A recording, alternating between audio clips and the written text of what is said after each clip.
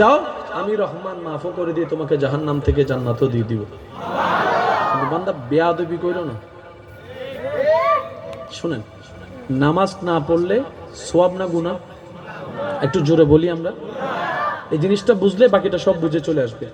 কেউ যদি আমরা নামাজ না পড়ি, নামাজ না পড়তে পারি, সওয়াব না গুনাহ? কিন্তু আমরা কেউ যদি বলি নামাজ টামাজ লাগবে না, কাফের। একটু জোরে বলি না। নামাজ পড়তে পারি নাই, গুনাহগার। যদি নামাজকে অস্বীকার করি, আল্লাহ আমার ঈমান গেল কই?